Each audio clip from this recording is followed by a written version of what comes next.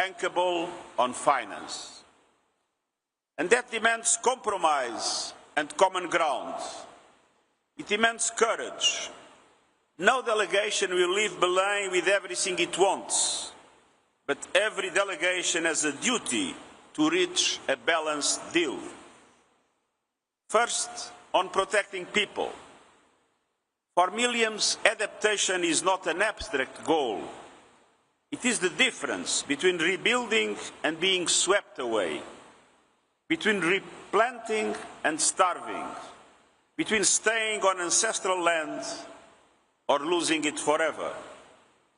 Adaptation needs are skyrocketing, and the overshoot will push them even higher. Yet, developed countries' commitment to double adaptation finance this year is slipping away. So, tripling adaptation finance by 2030 is essential. The Loss and Damage Fund, open for business but still largely empty, must be capitalized to easier and easier to access.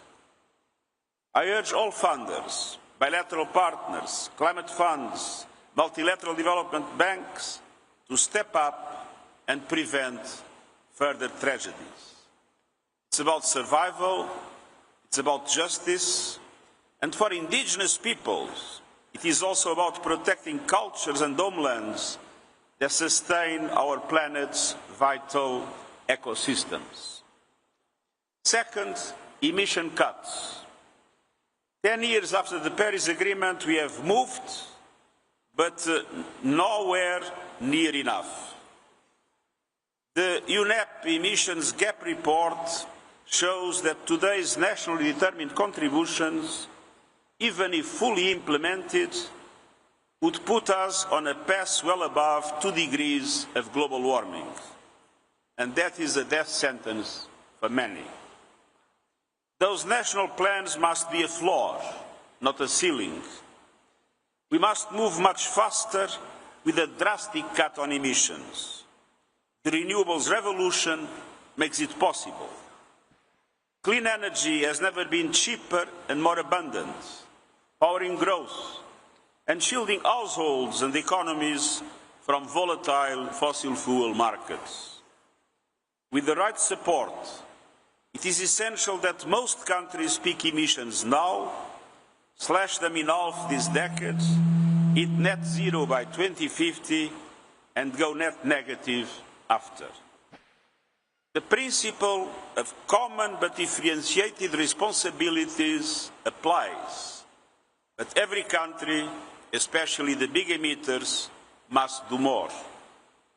And the world must pursue a just, orderly and equitable transition away from fossil fuels as agreed at COP28 in Dubai. It is a climate necessity and a test of economic stability, energy security and responsible governance. We must end market distortions that favour fossil fuels. We must address disinformation aimed at derailing the transition. But governments must support workers and communities still relying on coal, oil and gas with training, protection and new opportunities to go on with their lives in a positive way. I welcome calls for a just transition mechanism and the growing coalition asking for clarity on the transition away from fossil fuels. And I urge countries to ensure that the Belém outcome operationalizes a just transition that is aligned with the 1.5 degree world. Moving faster also means investing in infrastructure and meeting new electricity demand with clean power, including the surge driven by artificial intelligence. That is why I've been calling for a new global coalition on grid, storage and electrification, so clean energy reaches everyone, everywhere, and becomes a default choice. We must also cut methane emissions sharply this decade using proven, affordable measures. And finally, and extremely important, it is imperative to halt and reversing deforestation by 2030, so nature remains a shield, not a casualty. Third, on finance. None of this can happen without finding that it is predictable, accessible, and guaranteed. We need a credible path to realizing the Baku finance goal, with developed countries leading to mobilize at least $300 billion by 2035 each year, and a clear route to reaching $1.3 trillion per year by 2035. Simpler rules must allow vulnerable countries to get support quickly. Thinking beyond the COP, the cost of capital for developing economies must fall drastically through concessional finance, debt guarantees, and innovative instruments. We know that budgets are limited, but the financial system can unlock and multiply the available resources to achieve a much greater impact. Multilateral development banks must play a decisive role. They need to be bigger, better, and bolder, allowing them to massively increase their lending capacity and to leverage private finance at speed and scale. What has been failing is the political will to take the necessary decisions. If the international financial architecture cannot meet this moment, reform becomes a necessity, not an option. Dear members of the media, before I leave for the G20 meeting in South Africa, allow me to say a few words directly to ministers and negotiators.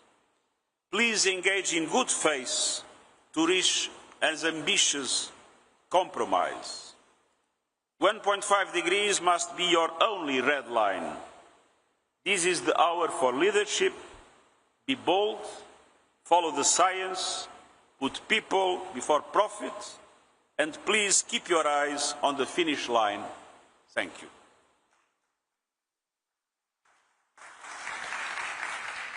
Thank you so much. I'm going to start with Victor from Globo. Thank you. Secretário-Geral, muito bom dia. Estamos ao vivo aqui na Globo News. Bom, com a vinda do presidente Lula para cá ontem, ele se envolveu nas negociações, mas ainda assim há muita resistência de países como China, Índia e Rússia para incluir no texto final da COP a redução da dependência de combustíveis fósseis. O senhor acha que isso pode prejudicar a missão 1.5 e prejudicar o legado da COP30? Aproveito, eu soube que o senhor saiu para jantar ontem aqui em Belém. Gostou da cidade? O que o senhor está achando de Belém? Gostei imenso da cidade de Belém. E devo dizer que em todas as negociações há uma fase em que as posições são ainda divergentes. Para mim é claro que um acordo só será possível se esse acordo tiver em conta as preocupações daqueles que consideram que a adaptação necessita de um volume de recursos substancial e aqueles que consideram que de pouco valerá se apoiar a adaptação se as emissões continuarem a crescer de uma forma extremamente rápida, causando cada vez mais devastação por todo o mundo. Há, portanto, aqui um equilíbrio entre adaptação e mitigação que me parece importante resolver e estou convencido que a Presidência tudo fará para o alcançar e, obviamente, um dos problemas essenciais em relação ao nível de emissões que temos é o facto de os combustíveis fósseis representarem 80% das emissões. E, portanto, não há solução para os problemas se não houver simultaneamente uma transição justa dos combustíveis fósseis para as energias renováveis. Thank you. Thais from Climate Home News, please. Thank you. Following what you mentioned about finance and adaptation, and particularly on this COP30, what would you consider to be truly ambitious outcomes on the topic on public finance and adaptation? Thank you. I mentioned in my intervention that I consider possible and desirable to triple adaptation finance until 2030. And I strongly hope that it will be possible to find a compromise in which developed countries accept to engage in these objectives, and at the same time that their concerns about mitigation are also met by the COP. Justin from BBC.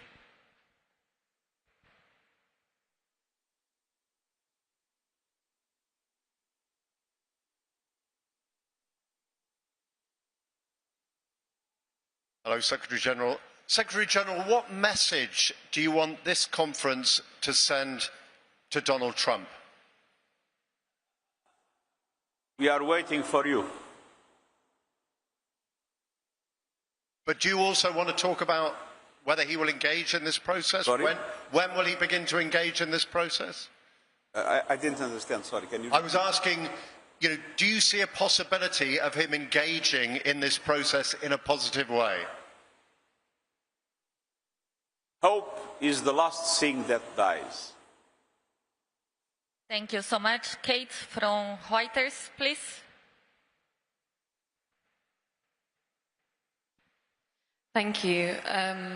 Is a roadmap to transition away from fossil fuels vital to the outcome of this COP? And if that is not delivered as a deal that all countries here, not just some, sign up to, would you say that COP30 has failed?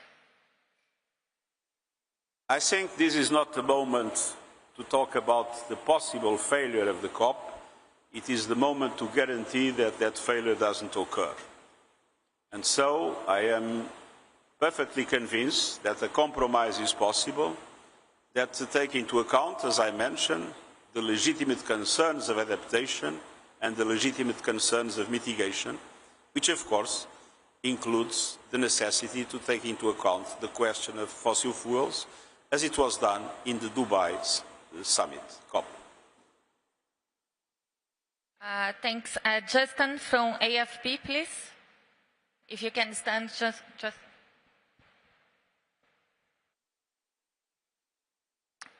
Good morning. A significant number of countries, including large emitters, have not published their NDC yet, their climate plans.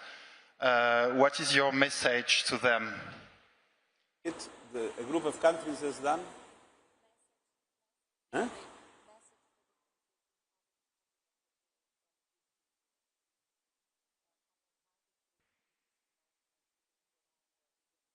Well, my message is that it's absolutely essential to have NDCs as quickly as possible.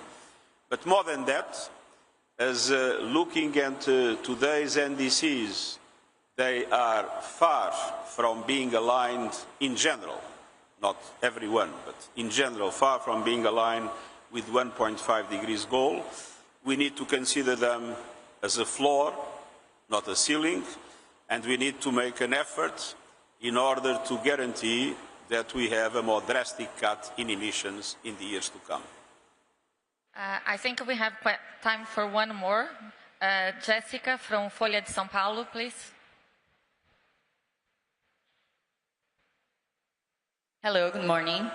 How do you see the resistance of parties such as the EU and the UK who are supporting the roadmap to transition away from fossil fuels, but do not want to talk about increasing finance, especially in adaptation? What would be your message to these countries?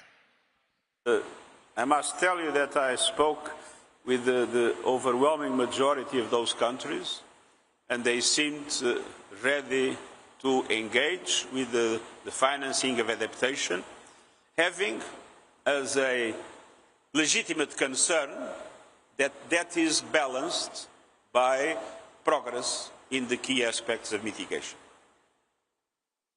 Thank you very much. Muito obrigado. Thank you very much.